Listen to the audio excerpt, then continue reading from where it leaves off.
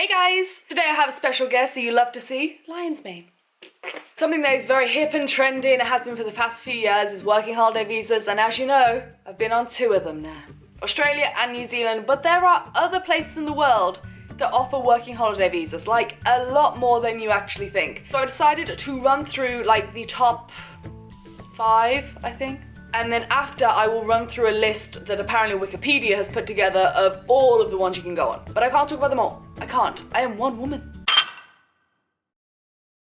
Planning on jetting off anywhere to these places and you need to brush up on your language skills because you're going to be working in that country and it's going to be very important for you to be able to speak the language to get a job there, then why not head over to Italki? They're an awesome language learning company online where you sit down one-on-one with a native speaker and they get to teach you a language at your own pace, at your own time, in the comfort of your own bed if you want to. Italki have given you an awesome buy one get one free link on their lessons, so check them out. They are amazing. I am going to briefly run through the requirements of entry, how much the visa costs, etc, for different countries around the world, and I'm going to link you to all the ones I speak about today down there so you can go and get more details, and obviously to my videos because they are epic. Okay, so first up, let's talk about Australia. It's one of the most popular backpacker destinations in the world. You have to be aged between 18 and 30 to apply. You get a 12-month working holiday visa where you can stay in employment with one person for up to 6 months at a time. It means if you stay working in a bar for 6 months, you have to quit after 6 months and then get another job for 6 months. So you can't stay with one employer for more than 6 months at a time. With all working holiday visas, you have to show you have enough money in the bank to survive in that country. Now with Australia, they recommend 5,000 Australian dollars with a return flight. Now you don't need a return flight for Australia. However, then if you don't have that, then you have to prove that you have enough to get home. So let's say 6,000 Australian dollars. A lot of people do ask me, are you checked at the airport? Is your bank statement ever asked for? It can be asked for. I've never known anyone, except for those who do 1 year and they're 3 months farm work in that 1 year, leave, come back, then they've been asked to present it when you split up your 2 years separately. However, just generally never heard of it. However, even if they never asked for it, take the money because Australia is so expensive. Please do not just arrive there with $100 in your account. You will have a miserable time. I'm putting that out there. But I have loads of videos on Australia, so we're not going into that. Run through quickly with Le Laptop, which is still broken, by the way. The countries which are eligible as of now to apply for a working holiday visa. We got Belgium, Canada, Denmark, Estonia, Finland, France, Germany, Hong Kong, Italy, Japan, Malta, Norway, Cyprus, but it has an asterisk next to it. I'm not too sure what that means. Ireland, Korea, Sweden, Thailand, the Netherlands, and England. Now, all you beautiful American bastards out there, I love you. You would get something called work and holiday visa, not a working holiday. It's a different subclass of visa and you can only stay for 1 year. However, most of the ones that I just mentioned can apply for a second year whilst you're out there, so long as you complete 3 months regional work. Again, I will link you down below to all the videos I have on how to find regional work, how to apply for your second year visa. Seriously, all of that is down there. Americans, I'm very sorry, you are only eligible for 1 year. However, I think they are considering changing that. So keep checking back, but that's the rumor I've heard, but as of now, 1 year. The price for an Australian working holiday visa as of now is 420 Australian dollars for 1 year. You then have to pay for your second visa if you want it. Okay, let's go on to New Zealand. I am right now. Again, you have to be the age between 18 and 30. They say you have to have a minimum of $350 New Zealand dollars per month to survive that you're going to be here for to start you off. May I just say, love you, New Zealand, but that is the most ridiculous requirement ever. You'd think that the people who wrote that didn't live in New Zealand. Really? You do. You go and survive off $350 a month. You can't even do that in the cheapest hostel in New Zealand. So when you read that, do not get the impression that you can come to New Zealand and live off $350 per month. You can't. There is no possible way unless you are living on the streets or finding a way to live for free. And even then, $350 a month, you're not going to be able to see, do, eat, or drink anything. So that's ridiculous, and I wanted to put that out there. I would say having at least between $1,000 and $2,000 a month, like $1,500 to $2,000 a month, fine. You're going to live okay here. Now for UK citizens, you can apply for a 12-month or a 23-month visa. Now this is why I understand to be the difference. You can come over on 12-month and extend whilst you're here, but it has to be a manual paper copy, and going to the embassy and like the immigration people, you have to do it in person. But if you are going to apply for the 23-month straight up, you have to have medical and like x-rays and all this document to send off to them. So what we didn't know, unlike Australia where you can work for the whole time you're in Australia, so long as you're not with one employee for more than 6 months, here you can work 12 months.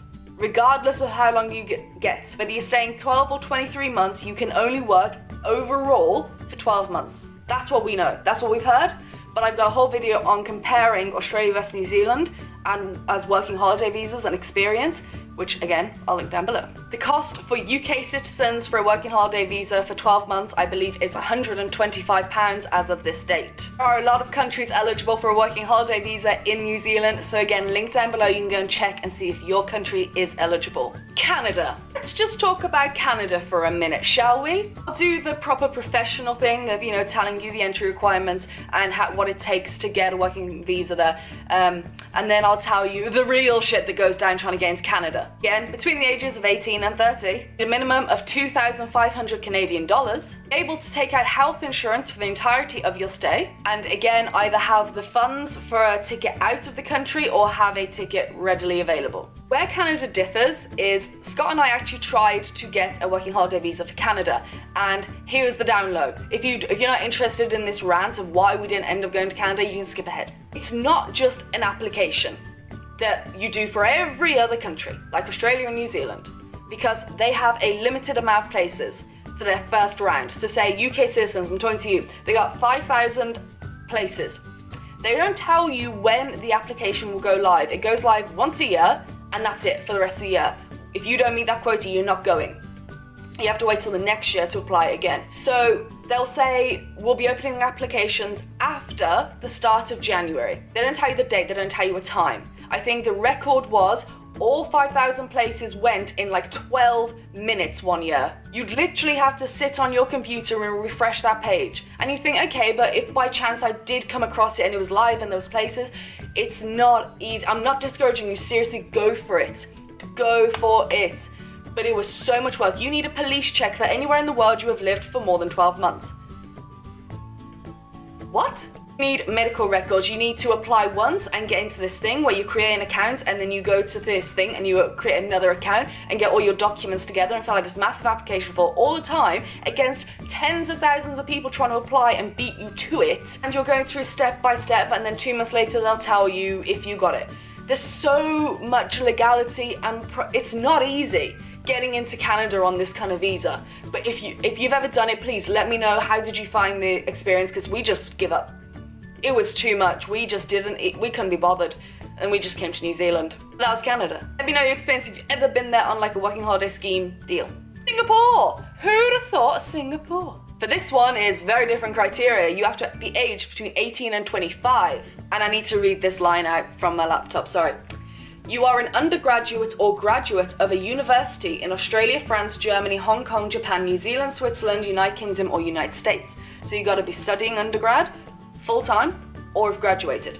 Another criteria is that your university has to have been recognized by the government of the respected 9 countries. Examples include those ranked among the top 200 for overall academic performance. You got to have been to a good university and studied there full-time to get into Singapore on a working holiday visa. Only 2,000 applicants will be able to apply. And this one costs around $150 from what I can see, but again, link down below if you want to check that one out. Japan. This is one we have been contemplating doing. Okay, so Japan, aged between 18 and 30, must have £2,500 for their funds. And it says the last 3 months of your bank statement must be shown. Or if you already have a return ticket from Japan, then £1,500 will suffice. Travelers checks, credit cards and overdrafts are not accepted as proof of funds. And I didn't actually get a price for this one, but Japan would be amazing.